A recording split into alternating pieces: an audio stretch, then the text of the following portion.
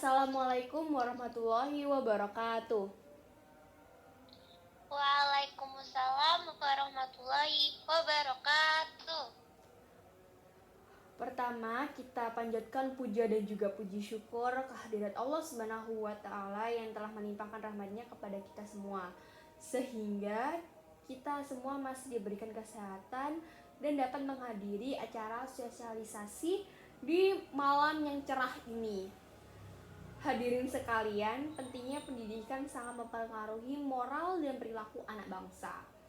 Generasi muda harus dididik dan diberikan pengarahan mengenai pendidikan,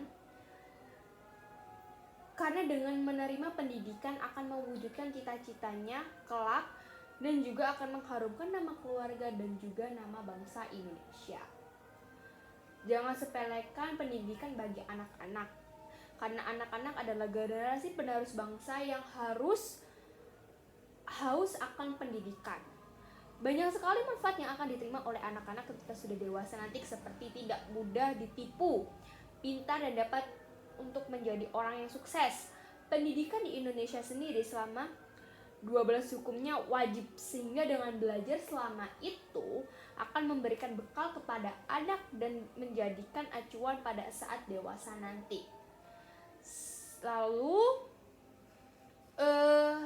tentang perbaikan kualitas bangsa harus ditempuh dan terutama melalui pendidikan. Pendidikan itu prosesnya sangat panjang, yang tak henti-hentinya untuk mencapai satu tujuan dan terbuka untuk menerima ide-ide dan konsep-konsep baru. Itu makna pendidikan. Sehingga suatu saat hasil dari pendidikan itulah yang akan menumbuhkan budaya baru dengan manusia cerdas.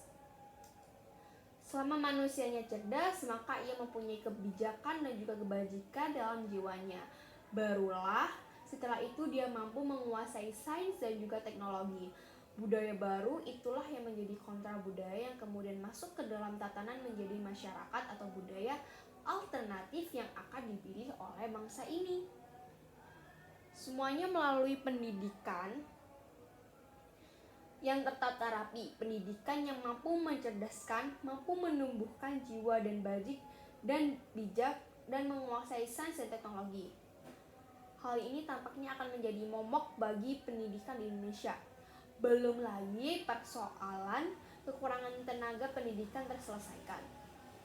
Kekurangan dan tenaga pendidikan terselesaikan, masalah sarana pendidikan yang tidak memadai muncul, dan menyusul persoalan mahalnya biaya pendidikan. Kita masih merasa sebagai bangsa yang tertinggal dalam berbagai hal dibandingkan dengan bangsa lain. Oleh karena itu, satu-satunya jalan untuk mencerdaskan bangsa adalah dengan meningkatkan pendidikan demi untuk menjadikan bangsa yang cerdas melalui sistem pendidikan nasional yang menyeluruh dan terencana. Namun untuk menuju ke arah itu, jalan yang ditempuh sangat panjang dan berliku karena persoalan pendidikan sangat terkait dengan faktor lain, termasuk masalah ekonomi, keamanan, dan masalah sosial lainnya. Para guru pun diharapkan untuk mengubah cara belajar kepada siswa. Para guru pun tidak boleh lagi memberikan tekanan kepada siswa seperti pelajaran menghafal dan memberikan soal pilihan ganda atau bisa kita sebut multiple choice, karena bisa berdampak pada pembentukan kepribadian.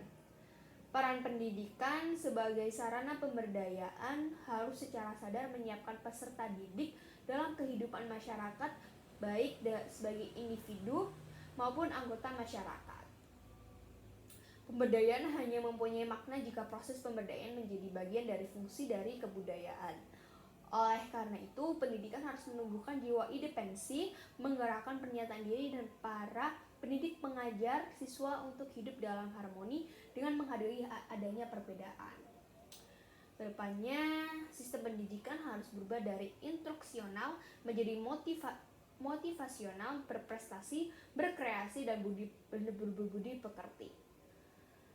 Baik, dari saya lanjutkan lagi. Nah, berkaitan dengan halnya pendidikan tersebut,